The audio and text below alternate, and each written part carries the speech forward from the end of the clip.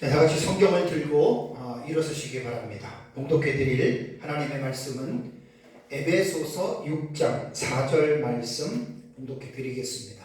이것은 하나님의 말씀입니다. 또 아비들아 너희 자녀를 노엽게 하지 말고 오직 주의 교훈과 훈계로 양육하라. 아멘. 네, 앉으시기 바랍니다. 네, 오전 예배 시간에는 가정의 준칙 마지막 단락인 에베소서 6장 4절의 말씀에서 아비들이 자녀들을 노엽게 하지 말 것에 대하여 전반부에 있는 그 내용의 말씀을 가지고 제가 전했습니다. 아비들은 자녀들을 노엽게 하지 말아라. 이제 오전에 전했는데 이제 이번 시간에도 요 전반부의 말씀을 확장해서 이제 좀 인격 장애에 대한 이 부분에 대해서 제가 설교를 하려고 합니다.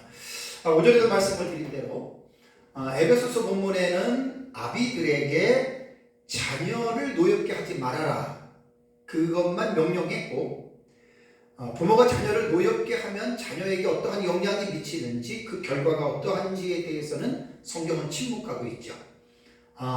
이제 병행 본문인 에베소서 쌍둥이 서신으로 불리는 골로새서 3장 21절에는 자녀를 노엽게 하면 낙심하게 된다라고 하는 결과를 한 가지를 말하고 있습니다.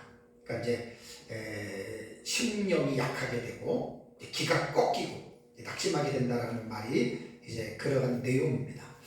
그래서 오전에는 제가 이제 이 말씀을 가지고 부모가 자녀를 노엽게 할 때 그것이 어린 시절부터 빈도수가 아주 잦아졌다 아니면 계속적으로 태속에서부터 예를 들자면 그렇게 했다라고 한다면 정말 매우 심각한 결과가 초래합니다.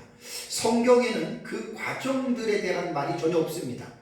그냥 단순히 죄인, 죄악, 큰 죄 이렇게만 말을 하지 과정이 없는데, 하나님의 일반 은총의 산물인 정신의학과 심리학과 가정사역에서는 이 과정을 아주 세밀하게 분석해서 오랜 기간 동안에 이 문제들을 연구하고 체계화시켜 놓아서 자료들이 지금 되게 많습니다.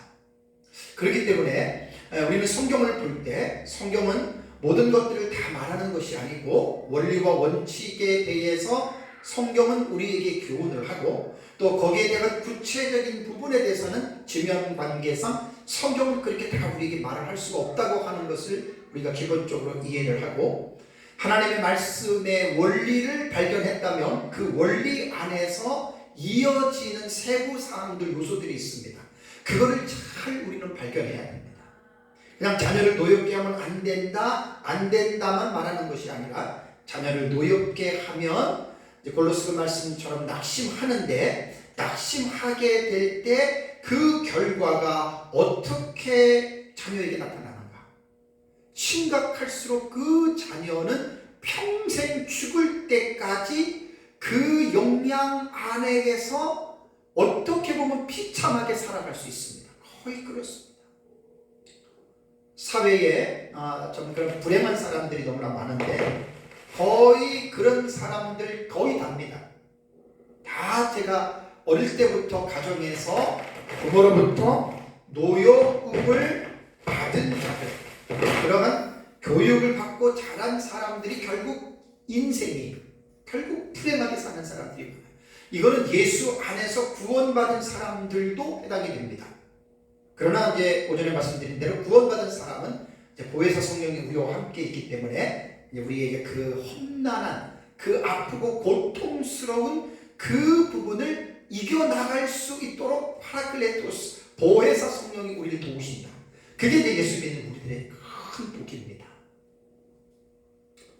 엮이는 오전에 말씀드린 대로 왜 부모가 그러면 부모들마다 차이가 있는데, 왜 어떤 부모는 어린 시절부터 계속해서 가정에서 엄마나 아빠가 자녀들을 계속 노엽게 하고 화를 내게 할까? 있습니다. 그런 사람들이. 어떤 심각하게 하는 사람들도 있습니다.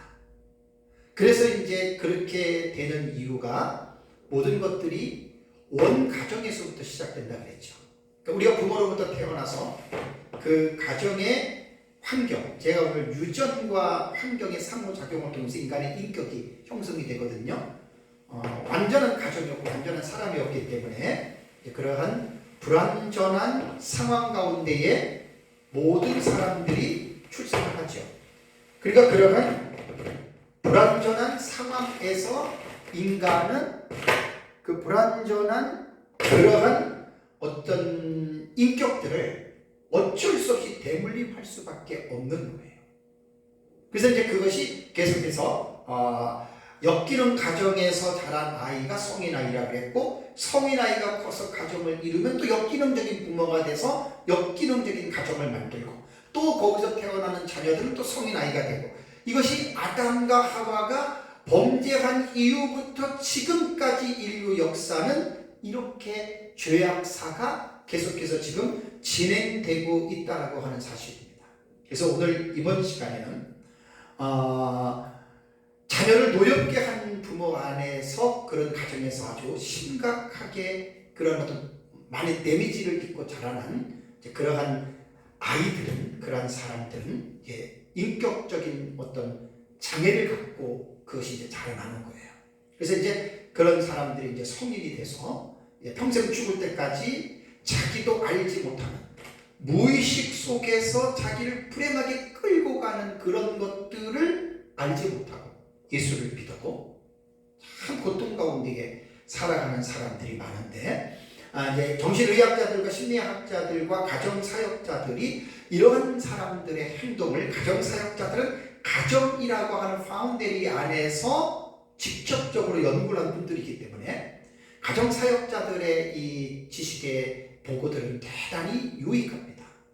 그래서 지속적으로 연구해서 이제 그렇게 살았던 사람들을 뭐라고 그들이 지칭하냐면 인격장애라고 합니다. 인격장애, personality disorder라고 이렇게 말하죠. 그 인격장애를 가지고 있는 그 부분에서 말을 하는데, 오늘은 제가 이제 인격장애를 가지고 있는 사람들의 10가지가 세계 공식적으로 의학 편람 사전에, 세계적인 의학 사전입니다. 거기에 등재되어 있는 그 내용들을 가지고 오늘 제가 좀 한번 이 부분들을 말씀을 드리려고 합니다. 다시 말씀을 드리면, 성경은 부모에게 자녀를 노엽게 하지 말라라고만 했지 그 결과가 미치는 폐해에 대해서는 말을 안 했습니다. 그거를 사실 우리는 알아내야 됩니다. 그걸 우리는 발견해내야 됩니다. 그래야지 그러한 어떤 끔찍한 일들을 미연에 우리가 방지할 수가 있습니다. 그래서 오늘 이번 시간에는 이제 그런 차원에서 제가 이제 인격 장애에 대한 이 부분에 대해서 이제 함께 말씀을 좀 나누려고 합니다.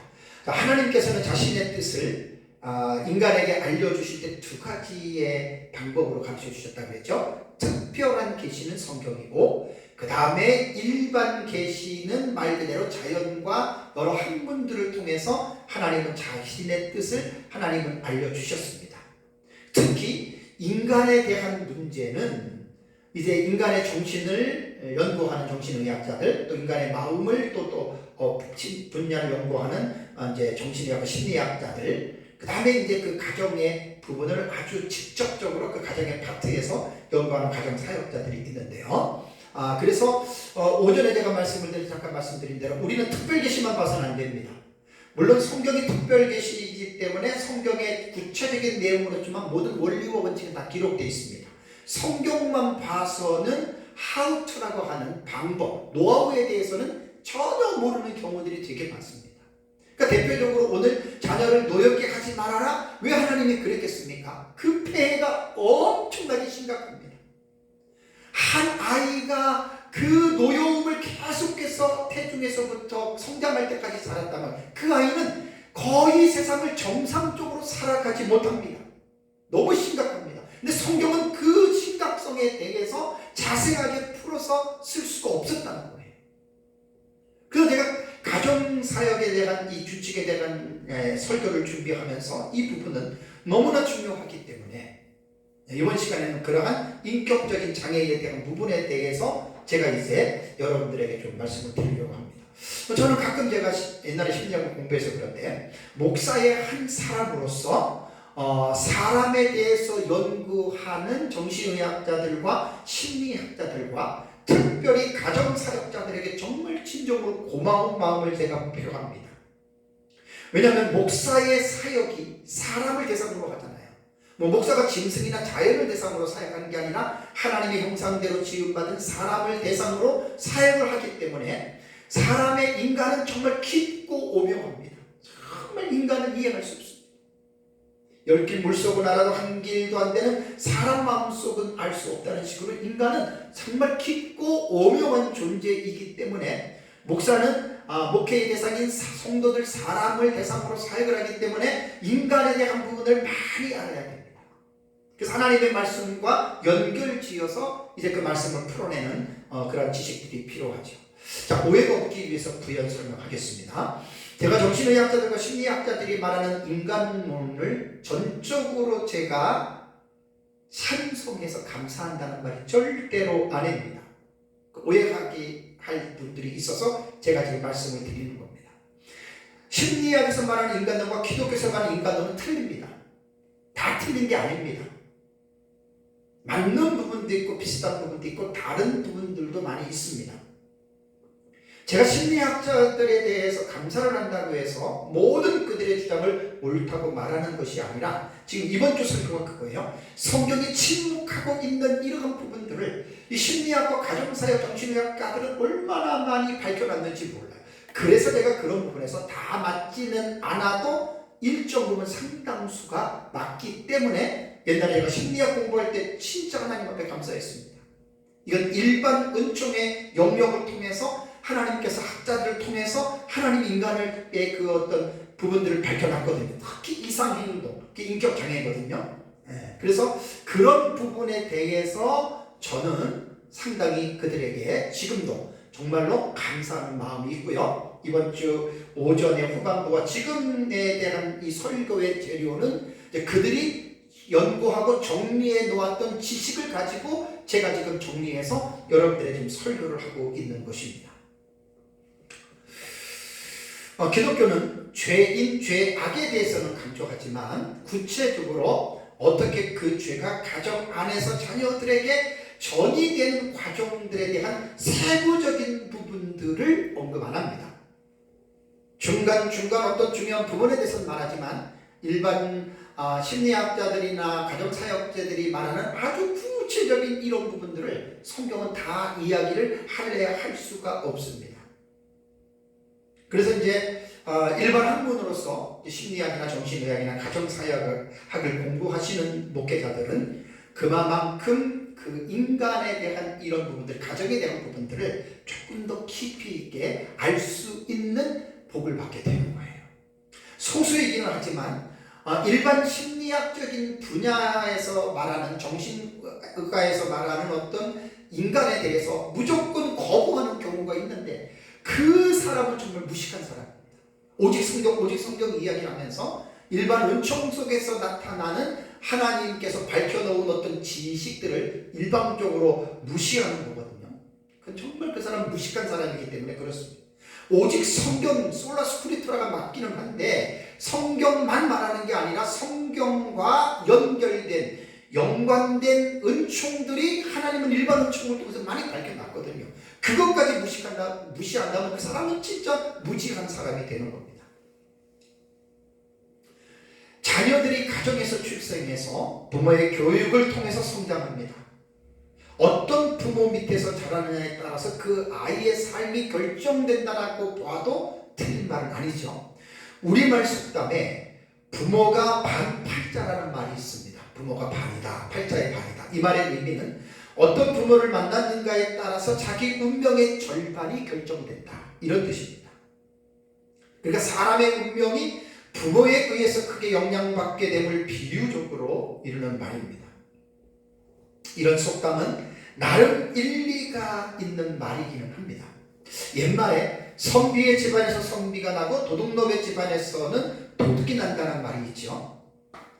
자녀가 어떤 부모의 슬하에서 자랐는지 여하에 따라서 자녀의 인격이 결정이 되는 것은, 이것은 성경도 그렇고 다 모든 것들이 일반 학문들이 그것을 증거하고 있습니다. 오전 예배 시간에 엮이는 가정에 대하여 말씀을 제가 드렸는데, 엮이는 가정은 정상적인 가정의 모습보다는 비정상적인 모습을 가지고 있는 가정을 일컫습니다.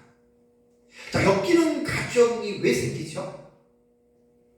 엮이는 부모 때문에 생기는 건데, 엮이는 가정 안에서 태어나는 자녀들을 뭐라 그랬죠? 아덜트 칠드런입니다. 성인 아이입니다.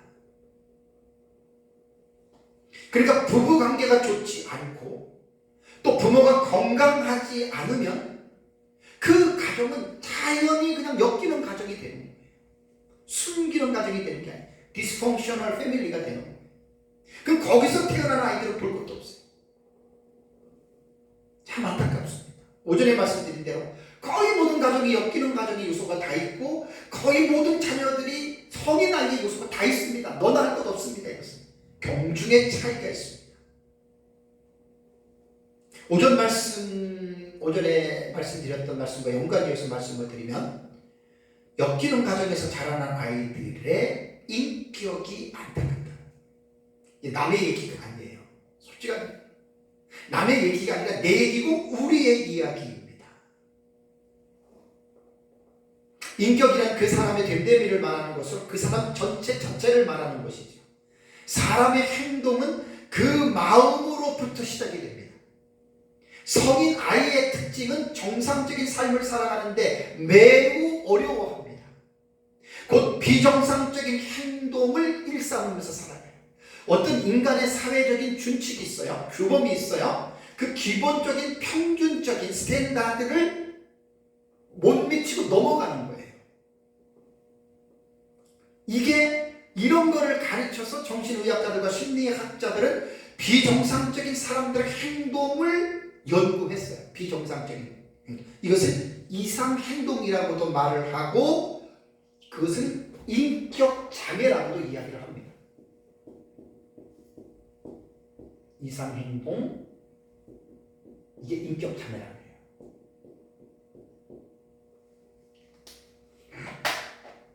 물론 이상행동과 인격장애의 근거의 틀은 사회마다 또 문화마다 차이는 있습니다.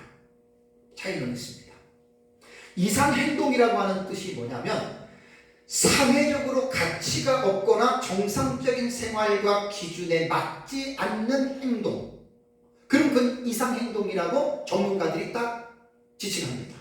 인격장애는 사회적 기능과 행동이 불가능할 정도로 주변 환경에 적응하지 못하는 정신상태입니다. 이건 인격장애라고 말합니다. 그러니까 인격장애나 이상행동은 거의 같은 의미예요.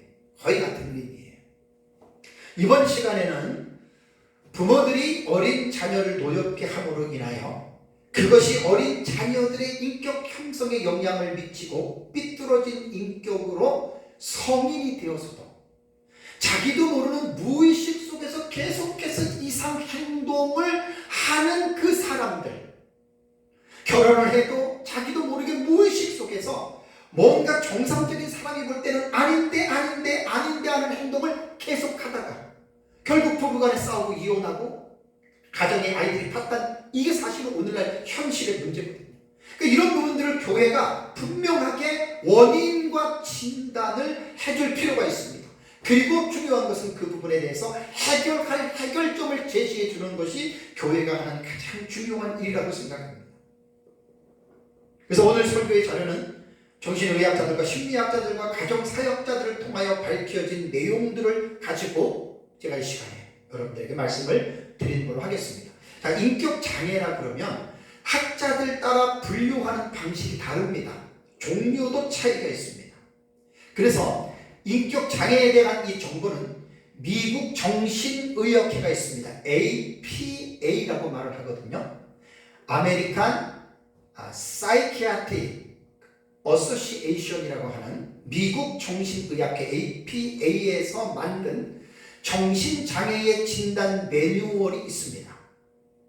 이 자료는 정신장애의 진단과 통계 편람이라는 뜻으로 영문 약자로 DSM이라고 이렇게 부릅니다. 그래서 제가 칠판에 썼습니다. Diagnostic and Statistical, 그다음에 Manual of Mental Disorder. 이게 미국 정신의학회에서 만든 정신장애의 진단과 통계의 매뉴얼, 편람이라는 뜻입니다. 그런데 이게 미국에서 만들었지만 세계의 거의 모든 국가에서 정신장애 진단과 분류에 대한 이 자료를 연구 목적으로 지금도 스탠다드로 전 세계적으로 지금 사용하고 있다고 하는 것입니다. 이 정신장애 진단과 통계 편람을 DSM이라고 아까 말한 대로 Diagnostic, 그 다음에 Statistical, 그 다음에 매뉴얼 쭉 나오잖아요. 요 DSM이 지금까지 5판이 나왔습니다. 5판. 5번이 나왔는데 초판은 DSM 그 다음에 로마 숫자로 1 이렇게 썼어요. 1, 2 있잖아요. 로마 숫자로 이제 1, 2, 3, 4 이렇게 나가는데 이것이 5판까지 나왔는데 1판은 1952년도에 이것이 나왔습니다. 1952년도에. 그 다음에 그래서 이것은 DSM-1 이걸 써요. 그 다음에 2판은 1968년 그러니까 16년 뒤에 나왔죠. 그 다음에 3판은 1980년도에 DSM-3가 나왔고요. 근데 이 DSM-3판은 이전과는 확연히 다르게 접근해서 이 3판은 진단 기준이 모호하고 불일치한 점들이 여럿이 드러나서 개정을 해서 1987년 7년 뒤에 3판의 개정판 DSM-3-R이라고 이렇게 출간을 했다고 합니다. 그러면서 이제 1994년에 DSM-4판이 나왔어요. 그러니까 곧 이게 지금 뭐냐면 세계적으로 정신 분야에 대해서 통일된 어떤 내용들이기 때문에 어느 나라든지 간에 DSM이라고 하는 이 정신의학 사전에 따라서 모든 것들이 이제 진단하고 이렇게 이야기를 하거든요. 그래서 이제 DSM-4판은 정신장애의 변화를 수정했는데 3판까지는 수동 공격성 성격 장애가 나옵니다. 옛날에 이제 심리학 책들을 보면 수동 공격성 인격 장애가 있는데 4판부터는 그 용어를 뺐어요. 그러니까 지금 만약에 5판이 나왔는데 지금도 수동 공격성 성격 장애를 사용한다면 그건 아주 옛날 자료를 가지고 인용을 하는 것입니다. 그리고 이제 4판이 나온 지 19년 만인 2013년 5월에 DSM-5판이 나왔는데 DSM-5판부터는 어떻게 붙이냐면 4까지는 아라비아 숫자를 썼는데 DSM부터는 그냥 이 숫자를 썼습니다. 아라비아 숫자예요. 5를 이렇게 썼습니다. 4까지는 로마자로 이제 4까지를 표기를 했고 이제 5부터는 아라비아 숫자를 이렇게 집어넣습니다. 그런데 이제 기본적으로 알아야 될 것이 이게 지금 정신의학에 속해 있는 용어잖아요. 그러니까 이 정신장애의 진단과 통계 편람인 DSM의 내용은 일반인들이 우리가 봐도 공부하지 않는 사람은 잘 몰라요. 사실 어려운 내용들입니다. 그래서 이 DSM에 기록된 내용들은 이제 전문가들이 정신의학자, 심리학자나 가정사회학자들이 전문가들이 임상 사례에 비추어서 해석하고 결정하는 것이기 때문에 이쪽에 공부를 하지 않는 사람들 사실 이게 함부로 말하는 거 조심해야 됩니다. 손무당이 사람을 잡는다고 적당히 하나 끌어다가 막 그렇게 지금 쓸 것이 아니기 때문에 비전문가들은 조심해서 이 용어들을 사용해야 됩니다. 저는 제 아내와 2020년부터 2023년까지 한국의 임상목회대학원과 크리스천 치유상담연구원 두 학교에서 제 아내와 함께 이제 이 정신의학과 심리학과 가정사역에 대해서 이제 공부를 했습니다. 20년, 21년, 22년 그렇게 공부를 했습니다. 공부를 했기 때문에 그 당시에 2020년 2000년이구나. 2020년 2000년입니다. 제 아내가 2000년 맞습니다. 22년에 2000년이죠. 그러니까 한 우리가 4년 됐어요. 4년 전에 이 임상목회 대학원하고 우리는 사실 두 학교를 공부를 했기 때문에 그래도 그 당시로 공부할 때는 DSM 4판이 나오게 돼요. 4판. 그래서 뭐 인격장애나 가정사역의 용어들을 그때 이제 공부한 기억이 있습니다. 설교 서론에도 제가 말씀을 드렸듯이 이번 시간에 인격장애에 대해서 설교하는 이유는 오전 예배 시간도 말씀드렸듯이 에베소 6장 4절에 아비들이 자녀를 노예케 하지 말라는 말씀에서 결과를 침묵하잖아요. 제가 지금 오전과 지금도 계속 반복하는 이유는 이거 정말 여러분 가슴 깊이 새겨져야 됩니다. 화나게 하지 마. 이렇게 끝나는 게 아니란 말이에요. 화를 나게 했어요. 그 아이가 어릴 때부터 많이 그랬어요. 가슴 아픕니다. 가슴이 시려옵니다. 그것이 중할수록 그 아이는 평생을 어두움 가운데에 고통을 느끼면서 살아간다는 거예요. 성경이 침묵하지만 저는 옛날에 심리나 정신의학을 공부를 좀 했기 때문에 이번에 설교를 준비하면서 이걸 도저히 넘어갈 수가 없어요. 그리고 이제 저도 결혼생활 34년 되고 아이들을 셋을 기르면서 제가 겪었던 그 아픔들이 많아요. 저도 아이들한테. 저도 온전한 부모가 아니기 때문에 저도 엮이는 가정에서 태어난 성인 아이고 그 부모가 뭔지도 모르고 그냥 결혼해서 아내와 살다가 저 좌충우돌 정말 이 너무나 가슴이 아픈 일이에요. 저도. 아이들을 다 키워놨는데 어린 시절에 아이들에게 좋은 거 뭐 보여주려고 애를 많이 썼지만 제가 불완전한 사람이기 때문에 아이들에게 다 좋은 것만 보여준 게 아닙니다. 아이들을 지금 성인이 된 아이들이 볼 때에도 어떤 모습을 보면 부모로서 마음이 짠할 때가 있습니다. 성경은 구체적인 노하우에 대해서는 침묵해요. 근데 우리는 이걸 알아내야 돼요. 이거를 알아내야 이러한 어떤 그 불행한 일들이 가정 안에서 대물림이 되지 아니하고 깨달은 부모 때에 이런 것들이 점점 희석이 되어져서 우리 아이들에게는 우리가 받았던 그러한 불행한 어떤 그 일들을 물려주는 것들을 자꾸만 쥐어나가야 돼요.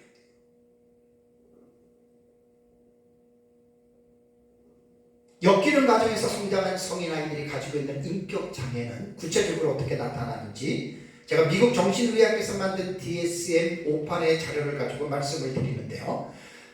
그 판을 그대로 제가 가지고 오는 게 아니라 이번에 설교를 준비하면서 의학 정보 사이트인 MDS라는 사이트가 있더라고요. 너무나 좋은 사이트를 만났어요. MDS 매뉴얼 글로벌 헬스케어라는 홈페이지가 있는데 너무나 좋은 내용입니다. 여기에 인격장애를 너무나 잘 해놔서 제가 일일이 뭐 이것저것 찾아볼 필요가 없었어요. 제가 찾아보는데 시간도 걸리고 한계도 있고 근데 너무나 이 MDS 매뉴얼 글로벌 헬스케어에서 너무나 잘 해놔서 그대로 제가 가지고 와서 다 할 수도 없어요. 조금씩만 제가 말씀을 드릴게요.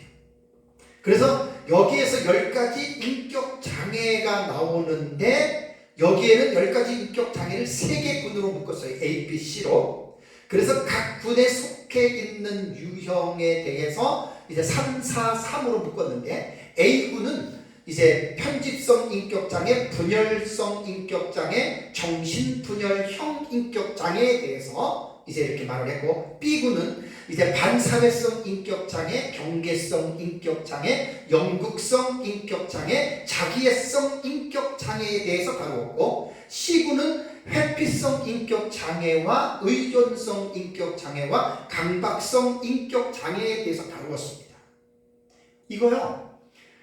이제 뭐 들어보시면 알겠지만 저는 옛날에도 공부를 했고 이번에 설교를 준비하면서 여러분들이 꼭 기억하세요. 오전에도 말씀드렸지만 엮이는 가정 아닌 가정 하나도 없습니다. 성인 아이 아닌 사람 하나도 없습니다. 자세하게 들어가면 모두가 다 문제의 가정에서 살았고 모두가 다 문제를 안고 있어요. 그러니까 기독교인은 죄인이라고 그러는 거예요.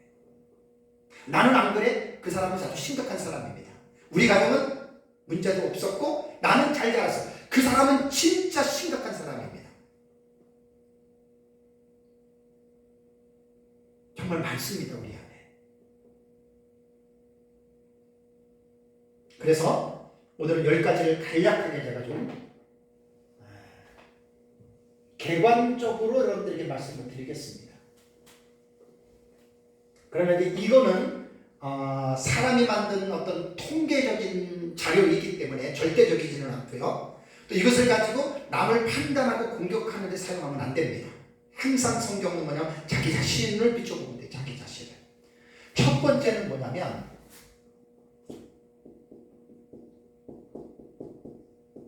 편집성 인격 장애가 있습니다. 이제 10가지 제가 말씀을 드릴 텐데 이것이 거의 다가 원가족에서 엮이는 가정인 성인 아이와 같은 부모에게서 태어난 자녀들이 이러한 인격 장애를 겪는단 말이에요. Personality disorder. 인격이 장애가 생긴, 인격이 망가진, 인격이 병든 다 누구에게나 있습니다. 정도의 차이가 있을 뿐입니다. 이 편집성 인격 장애의 특징은 뭐냐면 불신과 의심을 합니다. 웬만해서 믿지 못하고 아주 의심이 심한 사람입니다. 우리 주변에 그런 사람들 많잖아요. 잘 못 믿어요. 오해 많이 합니다. 아주 의심합니다. 심한 경우에 이거는 100% 인격 장애입니다. 여기는 목회자도 있고 성도들도 다 들어요.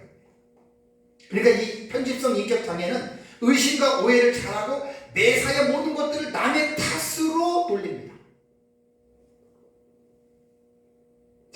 가슴 아픕니다.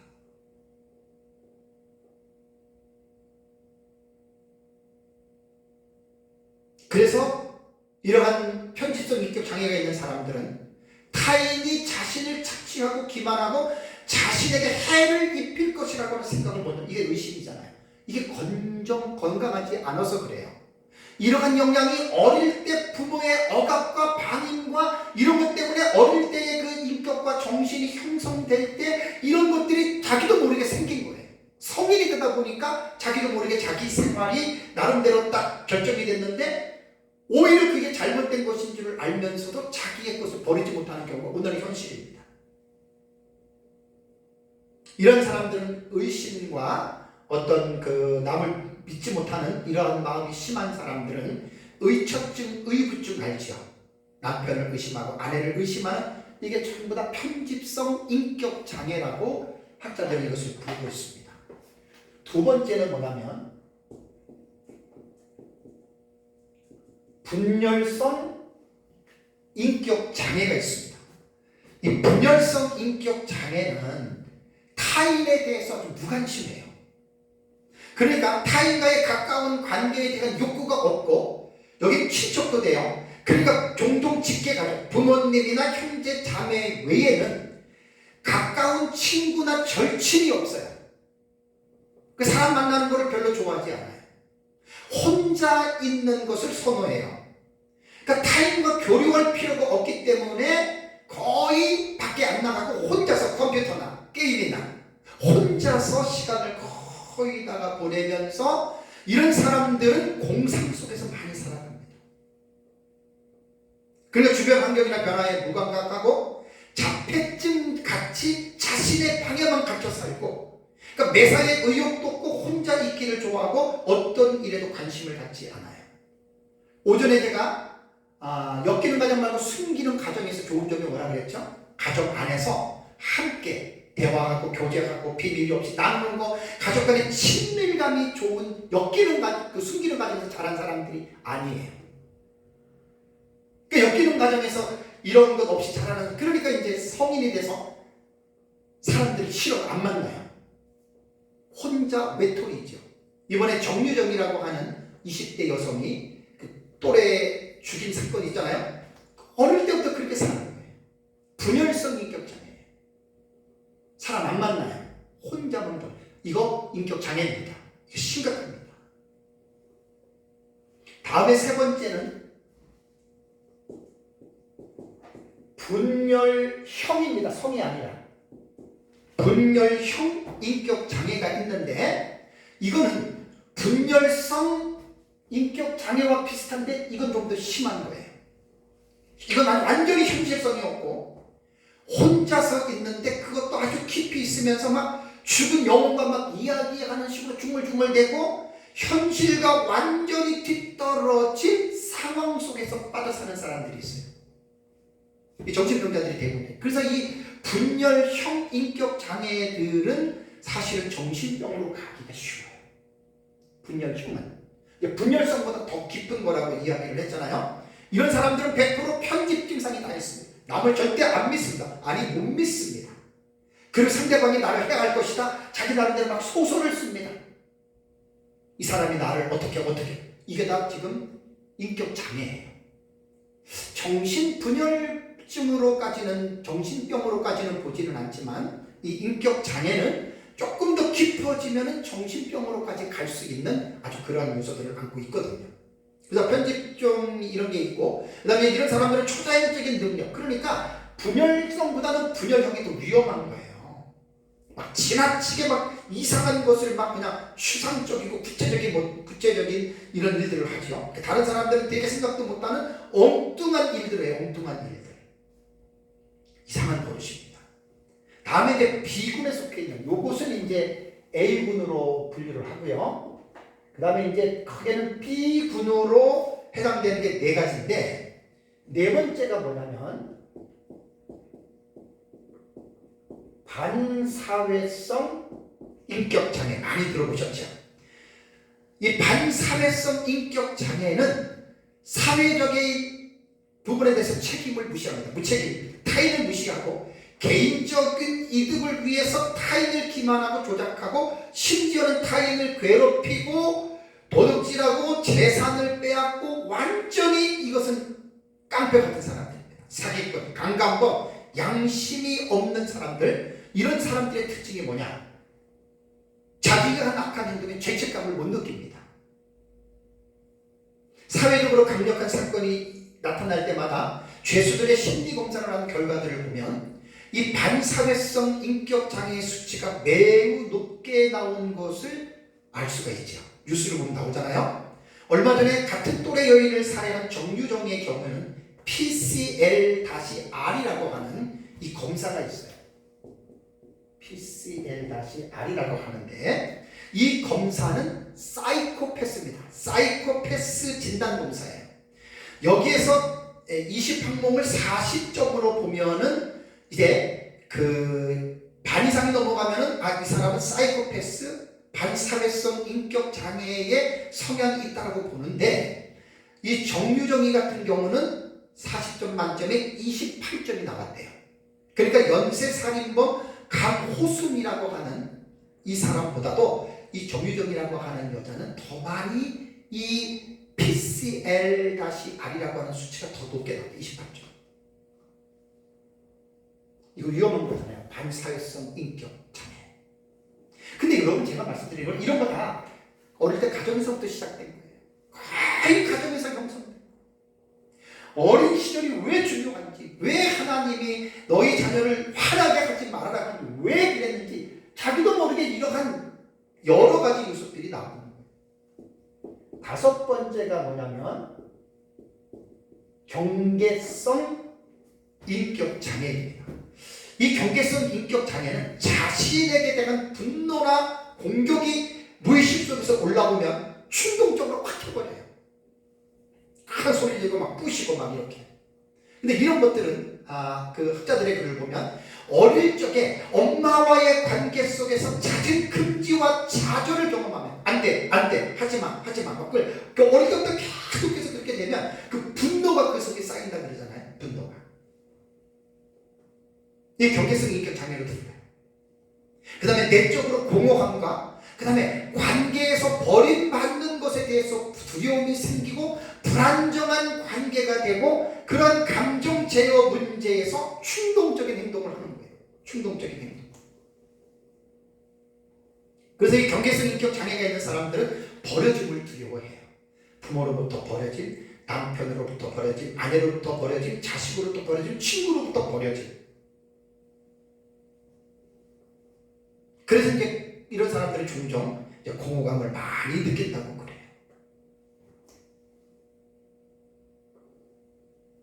참 여러 가지 제가 지금 말씀드리는 거는 이 용어에 대한 아주 기본적인 개념만 잠깐 말씀을 드리는 거예요. 깊이 있게 읽어보면 정신의학자들이 얼마나 깊이 있게 연구했는지. 근데 오해하지 마실 게 의학자들이 통계거든요. 통계. 이게 다 맞는 건 아니에요. 그래서 절대 무시해서도 안 돼요. 다음에 6번째가 뭐냐?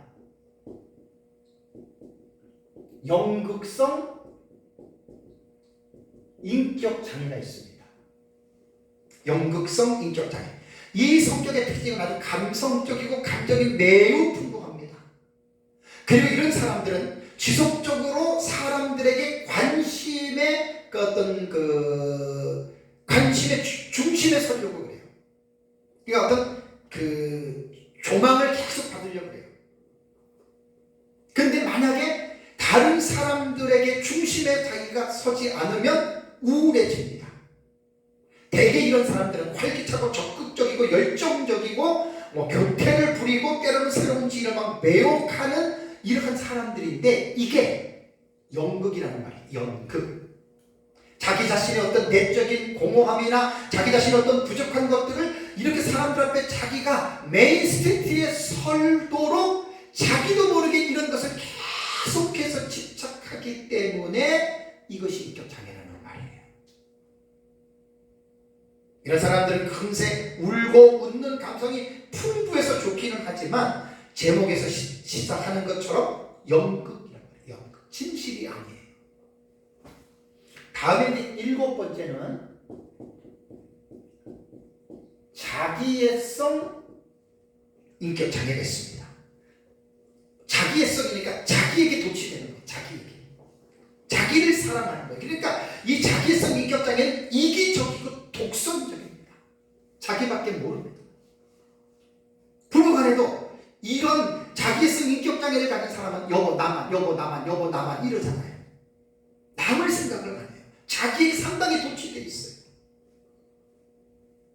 그래서 때로는 우월주의에 빠져서 자기 성공을 위해 주변의 사람들을 괴롭히는 것도 마다하지 않습니다. 그래서 자기애성 인격 장애자는 부정적 나르시스트로서 자기애에 굶주린 사람입니다. 자기애.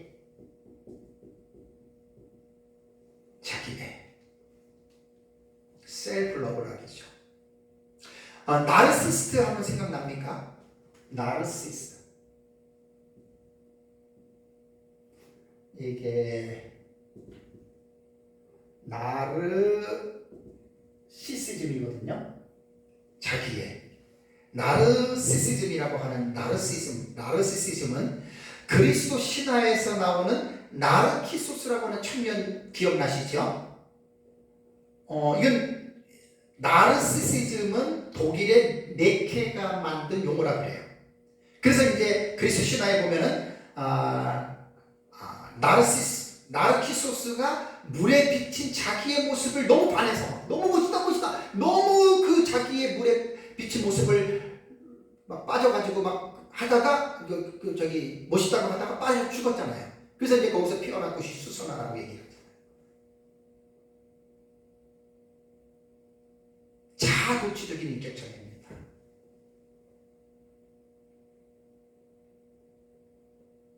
자기 자신이 남보다 잘난 거야. 자기가 최고야. 그래서 이제 나르시스트에게 나타나는 현상은 자기 자신 남보다 잘나거나 잘하는 적이 없으면 극도로 자신에 대한 과시와 자존심이 넘쳐 잘 되면 막 그냥 뭐 자존심이 넘쳐서 막 진짜 자기가 대단한 거예요. 그런 남보다 12가구나 뒤처진 적이 있으면 지나치게 풀이 죽어있고 자기를 비하하고 그래서 이런 사람들은 협동이나 팀워크에 잘 적용하지 못합니다. 남들하고 관계를 잘 하지 못합니다. 타인의 입장을 고려하지 않고 자기 중심적으로 세상을 관찰하고 타인을 이제 재단하는 그러한 모습을 갖는다고 그래요. 그래서 이제 이러한 자기애성에 빠져 있는 사람들은 사실은 연극적 성향이 높아서 사람들에게 막 관심을 끌려가고 막 자기를 칭찬하고 자기가 막 드러나기를 위해서 이제 이렇게 상당히 노력하는 사람인데 이것도 인격 장애입니다.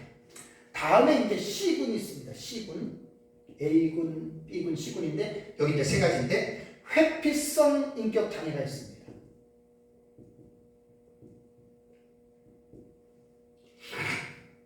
회피성 인격 장애. 이 회피성 인격 장애는 거절의 두려움으로 인해서 대인 관계를 회피합니다. 사회적 교육을 피합니다. 왜? 두려워요.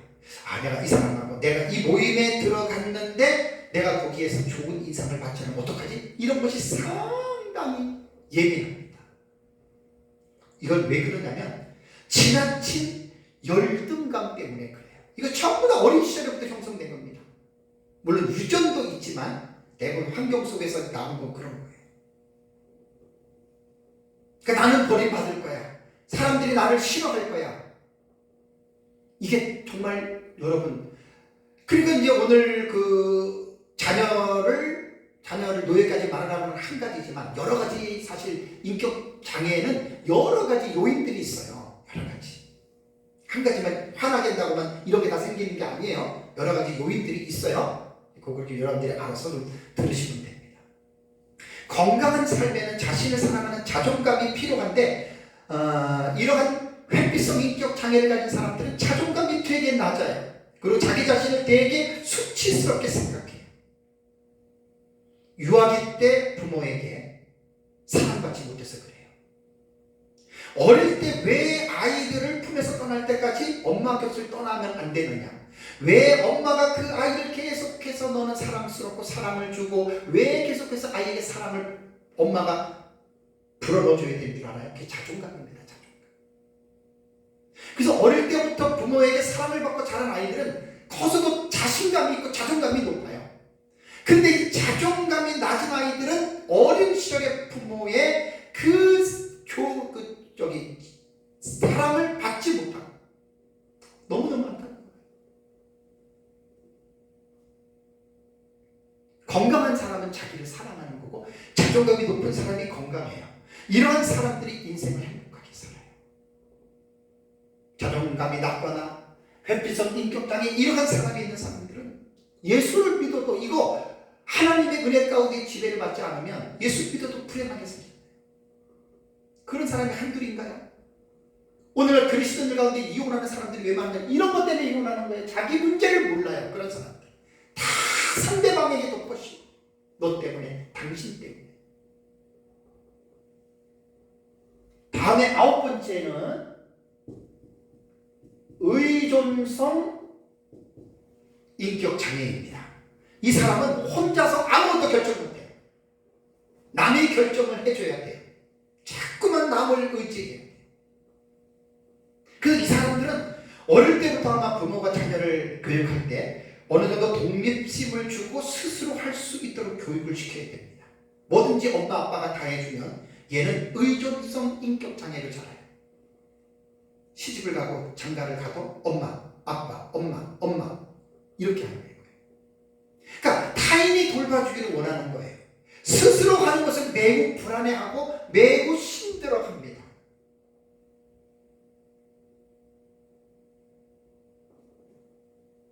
이거는 다 어린 시절에 교육 방법에서 온 것으로 보면 되고요. 마지막 10번째는 강박성 인격장애가 있습니다. 이 강박성 인격장애는 완벽주의입니다. 엄격하고 아주 고집스러워. 모든 것이 제자리에 있지 않으면 불안합니다. 제가 참 재밌는 게 매사가 자기가 생각하지 않으면 이제 다음 행동을 하는데 이 사람은 자신도 모르게 매사에 순서를 세고 버스를 탈 때도 타고 내리는 사람들의 머리를 세고 계단 올라갈 때 계단에 그것도 세고 그 다음에 뭐 지팡이에 뭘 갖다 놓으면 현미경을 갖다 두고 물에 새기는지 검사하고 뭐 모임의 약속 시간에 30분씩 일찍 와 이제 가기도 하고 1분만 늦으면 불같이 화를 내고 상당히 저도 좀 비슷한 게 있더라고요. 저도 계단 올라갈 때 계단 쉬거든요. 사람 있으면 사람 머리 세거든요. 근데 이게 다 나쁜 거는 아니에요. 나쁜 거는 아닌데 이러한 매사가 이렇게 되면 이게 인격장애입니다. 저도 말했잖아요. 저도 인격장애 많아요. 여기는 10가지 했죠. 와, 제가 뭐 옛날에도 느꼈지만 이번에도 쭉 읽으면서 와, 나는 진짜 너무 많다 할 정도예요. 너무 많이 갖고 있어요. 저도. 그래서 이 강박성 인격장애가 있는 사람들은 질서정연함, 완벽주의, 스스로 상황을 통제하는 것에 잡혀 있어요. 그래서 통제하는 느낌을 유지하기 위해서 규칙, 사소한 세부 사항, 절차, 일정 및 목록에 집중해서 이렇게 해야 돼. 그러니까 융통성이 없고 완고한 사람으로 됩니다. 여러분, 그렇다고 모든 것을 규칙을 세우고 사소한 세부 사항이나 이런 것을 하는 게 전부 다 이것이 강박성이냐? 아니지요. 지나친 경우에 말을 하는 것입니다. 자, 이렇게 심리학자들이 밝혀놓은 인격장애는 기독교적인 입장에서 보면 인간의 죄성과 죄의 결과로서 이런 일들이 나타났다는 거. 우리 기독교인들이 이렇게 생각하면 아주 좋아요. 그래서 앞에서 말씀드린 10가지의 인격장애는 정신의학자들과 심리학자들과 가정사역자들이 오랜 시간을 걸쳐서 많은 임상을 통해서 이러한 이상 행동들에 대해서 나름대로 그들이 통계를 만들어 놓은 것입니다. 저는 이런 걸 볼 때 얼마나, 그래서 제가 아까 그랬잖아요. 심리학자들, 정신의학자들에게 정말 저는 고마워합니다. 옛날에 심리학 공부할 때부터 그랬습니다. 이 인격장애에 대한 분류에서 지금 제가 뭐 그냥 제목만 설명했다 그러잖아요. 한번 책들이나 읽어보세요. 이 기독교에서 말하는 죄의 그 속성들, 죄의 쓴 열매들이 어땠느냐? 아주 풍성하게 원인과 이유까지 잘 해놨습니다. 그렇다면 인격장애가 생기는 이유가 무엇이고 원인이 무엇입니까? 왜 이러한 인격장애가 생기죠? 거의 이것은 유전과 환경의 상호작용에 의해서 이러한 인격장애가 형성되는 거예요.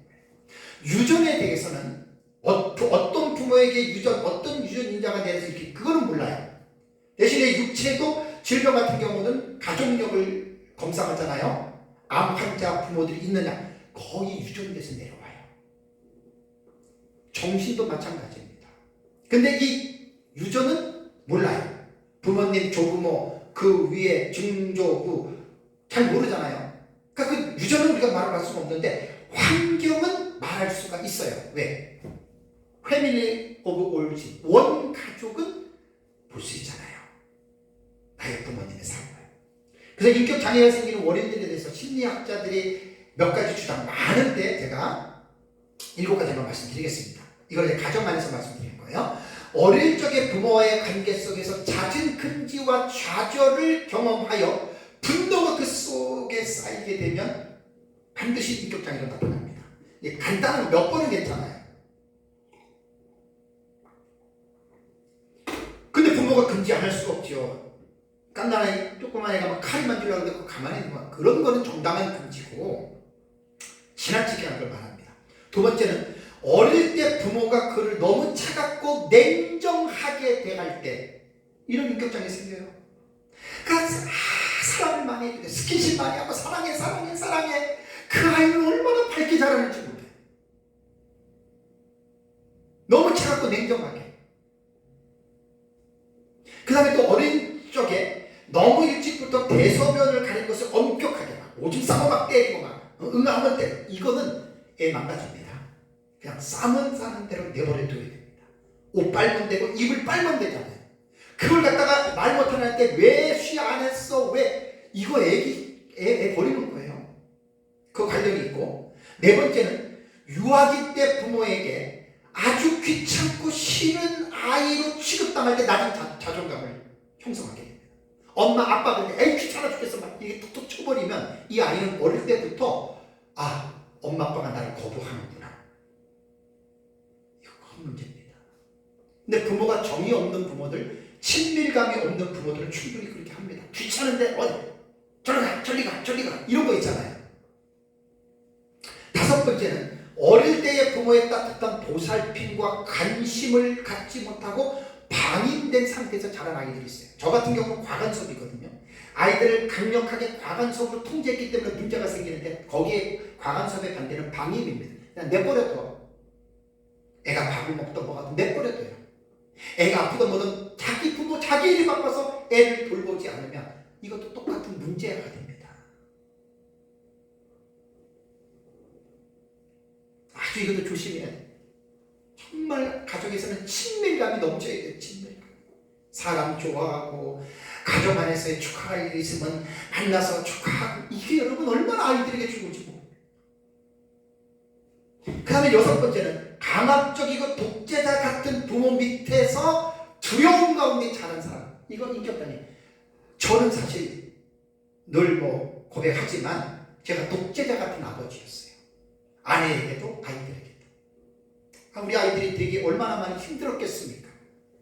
처음에 그것도 모르고 하다가 이제 가정사회 공부하면서 애들이 커가면서 이제 그걸 깨닫고 나도 고친다고 많이 노력을 했는데, 워낙 어린 시절에 이 독재자의 이 근성이 제가 사라지지 않아서, 저도 말했잖아요. 저도 지나친 성인 아이의 기질이 있다.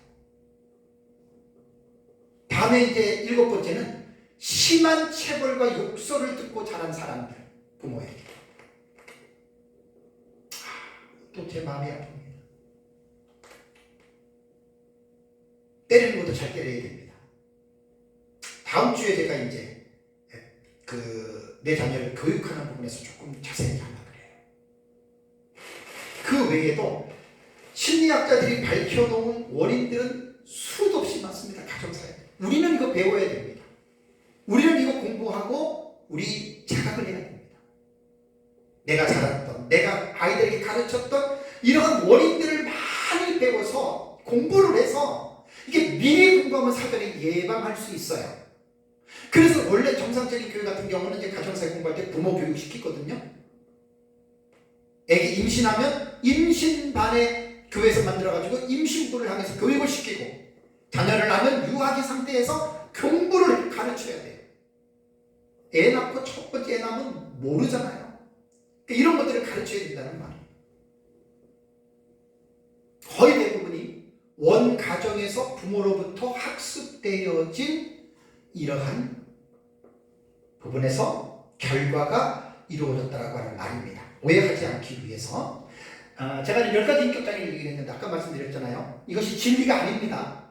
사람이 연구해서 만들어 놓고 통계적인 거기 때문에 틀릴 수도 있고 안 맞을 수도 있어요. 무조건 추정해도 안 되고 무조건 반대해도 안 돼요.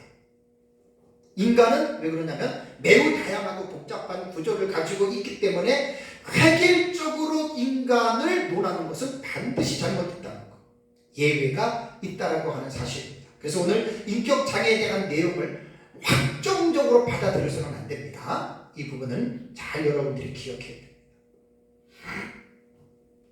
우리는 한 가지만 있는 게 아니에요. 죄인들 속에 있는 게 이런 거잖아요. 나는 없어. 그 사람 제일 심각한 사람입니다. 그 사람 심각한 사람입니다. 그런데 중요한 게 마지막 결론은 뭐냐면, 자, 우리는 죄인으로 태어났어요. 내가 어머니 모태 속에서 다윗이 태어났다고 말하죠. 우리도 죄인 속에서 태어났고 문제가 있는 엮이는 가정에서 태어났어요. 그럼 나에게는 이런 문제들이 많이 있어요. 그럼 그 문제 때문에 내가 힘들잖아요. 우선 내가 힘들어요. 내가 힘들면 나와 같이 있는 옆에 사람이 정말 힘든 거예요. 근데 심각한 인격장애는 남이 힘든 건 생각 안 하고 자기만 생각해요. 그런 사람하고 사는 사람들은 옆에 있는 사람들이 안타까워요. 미쳐요. 왜? 그 사람은 그 자아인식이 안 돼 있어요. 그래서 이런 걸 공부를 해야 돼요. 우리에게 다 이런 요소를 갖고 있습니다. 경중의 차이입니다. 그렇다면 이걸 가지고 고통을 느끼면서 살아가야 되느냐? 아니죠. 인격장애 치유와 회복에 대한 부분을 마지막으로 제가 정리해서 말씀을 드리겠습니다. 자, 어쨌든 인격적인 장애는 아이가 원해서 생긴 게 아니라 유전과 환경의 상호작용을 통해서 이러한 장애들이 자기 안에 형성이 됐고, 자기도 모르게 어릴 때 어린 시절을 자랐고 성인이 돼서 보니까 자기도 모르게 자기도 이렇게 하면 안 되는데 하면서 무의식 속에서 이런 행동을 하고 있어요. 그리스도인들도 마찬가지예요. 자기가 하는 게 뭔지도 모르고 하고 있어요. 주변 사람들이 계속 힘들어해요. 이거 문제를 해결해야 됩니다. 이거 문제를 해결되지 않으면 자기도 좌절하고 자기 옆에 있는 사람도 힘들고 결국은 관계가 깨어집니다. 정신과와 심리치유에서는 두 가지가 있습니다. 첫 번째는 정신분열증. 조금 쉽게 하면 정신병이 된다고 했잖아요. 정신분열증은 차라리 좋은 게 뭐냐면 약물로 거의 다 컨트롤을 합니다. 약물로. 정신병은 뭐냐면 브레인이라고 그러잖아요. 뇌 속에서 한 50여 가지의 호르몬이 있는데 호르몬 펑션이라고 그래요.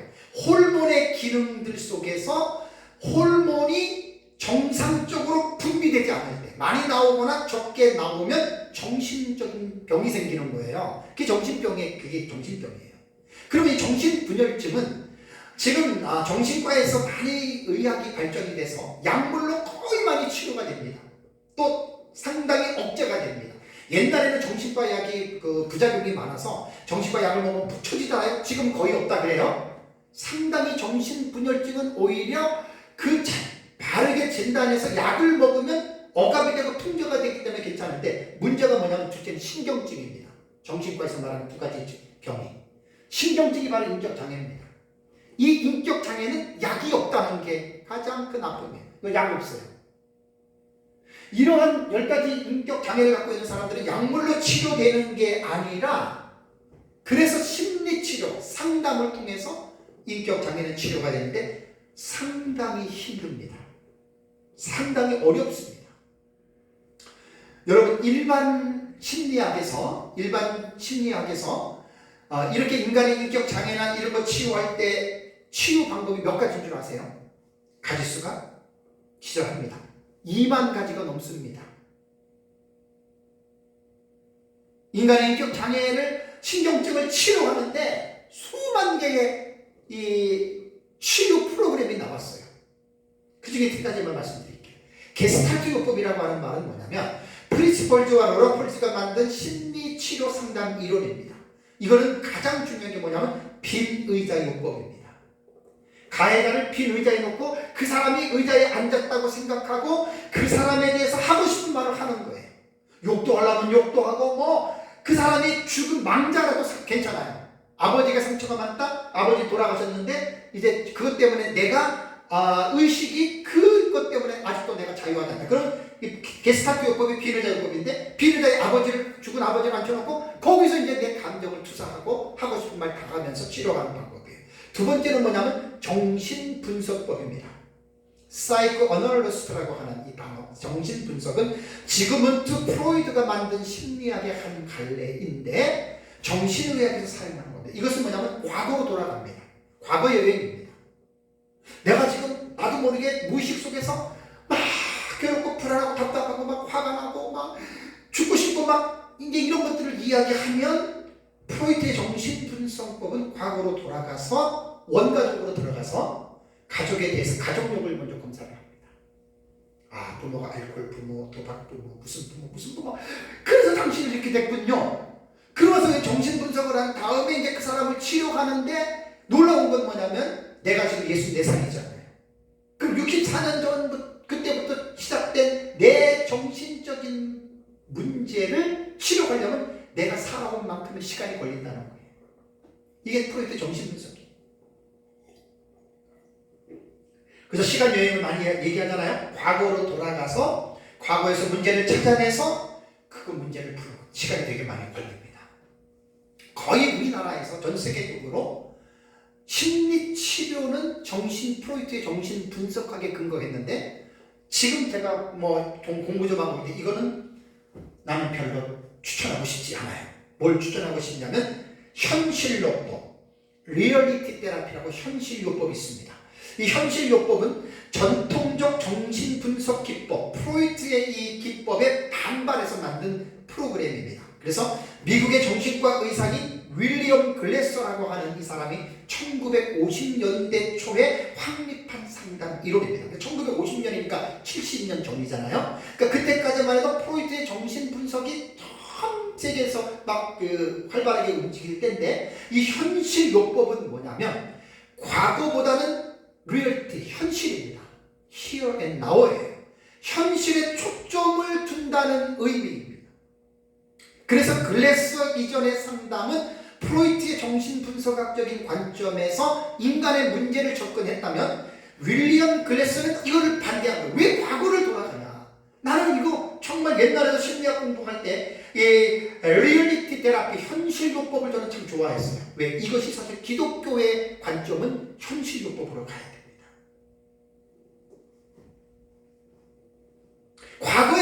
일이 일어났느냐, 그거 그렇게 따지지 마세요. 과거를 무시할 수는 없지만 자꾸만 과거에 집착하게 되면, 심리학을 공부를 하면서 제가 딱 내린 결론은 나를 이렇게 만든 가해자는 부모다, 딱 이렇게 결론이 나오는 거예요. 그래서 이제 자녀들이 전부 다 부모에게 돌 던지고, 이건 성경이 아닙니다. 오전에도 제가 말씀드렸지만 모든 부모 다 죄인이고 완전한 부모 없습니다. 아무리 자식에게 잘하려고 해도 부모는 잘못할 수밖에 없는 그 제한된 부모이기 때문에 그렇다는 이야기입니다. 그래서 그러면 부모에게 투사하고 부모에게 돌을 던지는 거, 이거 사탄이 좋아하는 겁니다. 부모는 순종하고 존경해야 됩니다. 부모가 잘못했더라도.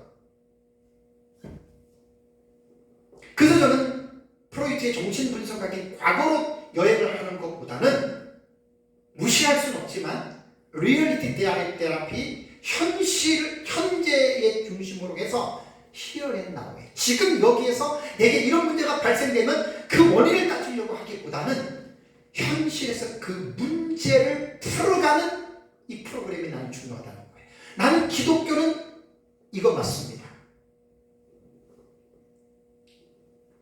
기독교는 윌리엄 브레스가 말한 것처럼 현실요법으로 가르치게 줬습니다. 과거에 뭐 우리 부모가 어땠던, 우리 가정이 어땠던, 그거 탓하고 있을 때가 아니잖아요. 지금 여기에서 내가 하나님의 말씀과 성령을 통해서 내 안에서 일어나는 그 무의식 속에서 일어나는 죄악된 열매들, 그 영향력들을 말씀과 성령으로 우리는 그것을 무시하고 짓누르고 억압하는 거예요. 그래서 성령 충만해야 되는 게 바로 그래서 그렇습니다. 그래서 기독교적인 치유 방법은 각종 신경 증상인 인격 장애들을 성경에서 말하는 죄의 영향으로 우리는 봅니다. 그리고 그 부정적인 죄의 영향력들을 우리는 내 속에서 올라오는 것을 가만히 내버려 두는 것이 아니라 하나님의 말씀과 성령으로 그것을 다스리고 지배하도록 하는 것이 여러분 기독교적인 치유 방법입니다. 완전한 치유는 있을 수 없습니다. 인간이 살아가는 날까지는 우리 속에 형성된 죄성은 절대로 사라지지 않습니다. 죄성이 내 안에서 나를 괴롭히고 요동칠 때마다, 우리 로마서 8장 12절 보겠습니다. 로마서 8장 12절과 14절. 로마서 8장 12절과 14절 보면, 그러므로 형제들아 우리가 빚진 자로되, 자 어떻게 해요? 육신에게 져서 육신대로 살 것이 아니니라 그랬죠. 육신은 죄악된 요소들이에요. 뭐 인격장애 이런 거 다 죄에 모든 게 다 들어가요. 그 다음에 13절, 너희가 육신대로 살면 반드시 죽을 것이로되, 이렇게 살지 말라는 거예요. 인격적인 장애의 씀뿌리들이 올라와서 우리를 그렇게 살라고 괴롭힐 때 그렇게 살지 말라는 거예요. 그렇게 살면 반드시 죽어요. 자기도 손해고 자기 옆에 있는 사람도 같이 죽고 같이 손해를 봐요. 성경은 엄밀하게 말하기를, 엄명하기를 그렇게 살지 말라는 거예요. 어떠한 인격적인 장애가 있고 어떠한 부모 밑에서 어떠한 상처 가운데 살아도, 그것이 지금 나이가 들어서도 내게 그런 것들을 미치고 있다 하더라도 그걸 그대로 내버려두지 말고, 그 다음에 뭡니까? 영으로서 몸의 행실을 죽이는 살인이 그랬잖아요. 성령으로서 우리 속에 있는 죄악된 요소들이 움직일 때, 꿈틀거릴 때 성령으로 그걸 죽여요. 그러면 나도 살고 내 주변에 있는 사람도 삽니다. 이것이 구원론으로 말하면 성화예요. 성화. 이 세상에는 완전한 치유 없습니다. 완전한 회복 없습니다. 죽을 때까지 우리 속에는 죄성이 살아있기 때문에 이 10가지의 인격 장애뿐 아니라 여러 가지의 악한 그런 잘못된 습성들이, 우리는 죄인이기 때문에 우리들의 마음 안에 다 도사리고 있다고 하는 사실을 인정하셔야 됩니다. 그래가지고 일반 심리학에서는 하나님이 없기 때문에, 보혜사 성령이 없기 때문에 그들은 비느자요법이니 뭐 정신분석이니 여러 가지 2만 가지가 넘는 그 심리치료 프로그램에 세상 사람들은 살아가면서 그걸 의존하지만, 우리는 우리 안에 거하시는 성령이 계시기 때문에 그 보혜사 성령님을 의지하고 말씀으로 우리는 그 육신의 행실 죄악된 성향들을 죽이면서 살아야 우리가 자유하게 살 수 있다라고 하는 말입니다. 사랑하는 성도 여러분, 에베소서 주의 설교 가운데 제가 가정 준칙에 대한 본문을 통해서 가정 시리즈 설교를 계속하고 있습니다. 5장 22절부터 지금까지 14시간째 제가 설교를 했습니다. 아담의 타락 이후 인간은 죄인이 되어 죄의 영향력 아래에서 살아가고 있습니다. 죄의 세력을 지배하는 공중권세를 잡은 마귀가 죄인들의 주인이 돼서 자기 뜻대로 인간을 조정하면서 지금 움직이고 있습니다. 인간은 결코 간단한 존재가 아닙니다. 각 개개인의 특성이 있고 인간의 내면은 깊고 오묘하기 때문에 자기 자신도 자기를 모르면서 살아가는 게 우리 인간의 존재입니다. 인간은 하나님의 섭리로 이 세상에 태어나서 가정이라는 공동체에서 성장하고 사회적인 존재로서 사회와 함께 살아가는 존재들입니다. 특히 사람이 태어나서 성인이 되기까지 인간은 유전과 환경의 상호작용에 의해서 나라고 하는 인간의 인격이 형성이 되는 거예요. 인격이 형성되는 데 있어서 무엇보다도 중요한 영향을 미치는 것이 가정이고, 가정의 부모는 자녀에게 있어서 인격이 형성되는 데 가장 큰 영향을 미치는 대상입니다. 인간은 죄인으로 태어나서 이 죄악된 환경에서 자라게 되는데, 죄가 지배하는 이 세상에서 인간의 인격은 자연히 부정적인 영향을 받을 수밖에 없는 것이 우리의 현실입니다.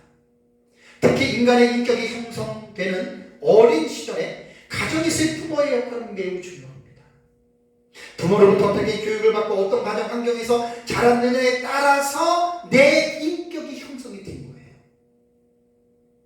사실 모두가 죄인으로 출생하고 죄악된 영향력에서 살고 있기 때문에 완전한 사람 없고 완전한 가정도 없고 다 문제가 있고 다 어떤 인격적인 장애는 모두가 가지고 있다라고 하는 사실입니다. 다만 경중의 차이만 있을 뿐입니다.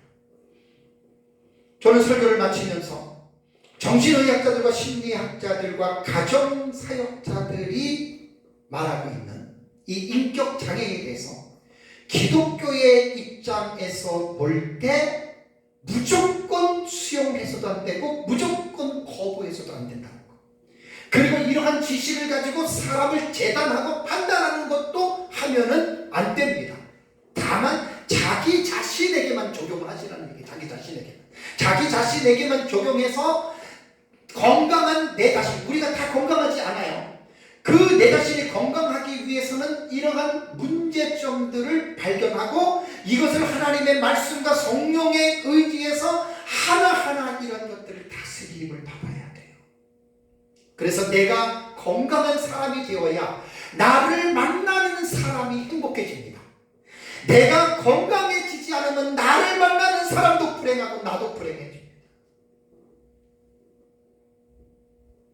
모든 사람들이 가지고 있는 이 인격 장애에 대한 부분은 성경적인 입장에서 치유와 회복의 길을 걸어가야 합니다. 오전 예배 시간에 마지막으로 말씀드린 내용을 다시 제가 강조하면서 설교를 마치려고 합니다.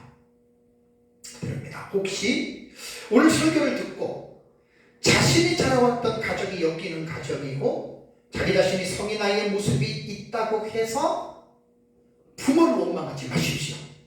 가정을 원망하지 마십시오. 그리고 여러분들이 낙심하지 마시기 바랍니다. 그 바보 같은 사람들이라는 거예요. 다시 말씀을 드리면 온전한 가족 없고 온전한 부모도 없고 온전한 사람도 없습니다. 모두가 다 인간은 죄인으로 출생했기 때문에 온전한 가정은 찾아볼 수가 없습니다. 우리가 불완전한 사람이기에 불완전한 가정에서 태어났고 불완전한 부모이기 때문에 우리의 가정은 불완전할 수밖에 없다라고 하는 사실을 여러분 기억하셔야 됩니다. 과거는 지나간 시간입니다. 지나간 시간을 탓하면 무슨 도움이 있겠습니까? 윌리엄 그레서가 만든 리얼리티 테라피 현실요법 차원에서 우리는 과거를 너무 프로이트의 정신분석학기까지서 과거를 너무 들어가지 마시기 바랍니다. 그냥 과거 어쨌든 현실에 내가 지금 이러한 장애가 있어, 이런 문제가 있어. 그러면 현실의 문제를 가지고 하나님 앞에 나아가시기 바랍니다. 누구를 원망할 대상이 아니잖아요. 심리학에서는 부모를 원망하기, 그럼 부모 원망하면 부모는 누구에게 그런 영향을 받았습니까? 조부모잖아요. 조부모는 누구에게 증조. 그렇게 올라가다 보면 아담과 하와까지 올라가거든요. 이것이 인간의 역사입니다. 그러니까 이것은 어쩔 수 없는 것입니다.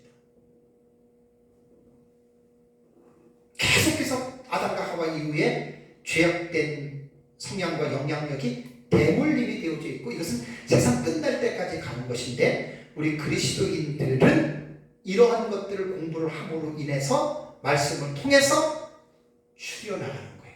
회복돼 나가는 거예요. 그래서 저와 여러분들이 에베소서 6장 4절에 아비들아 너희 자녀를 노엽게 하지 말아라, 부정적인 명령, 이 하나를 가지고 오전과 오후 예배 때 제가 말씀을 드렸는데, 하나님이 허락하신 이 우리들의 가정을 불완전하지만 계속해서 말씀에 의거해서 일어나는 행복한 가정을 이루어 가시기를 주님의 이름으로 축복합니다. 기도하겠습니다.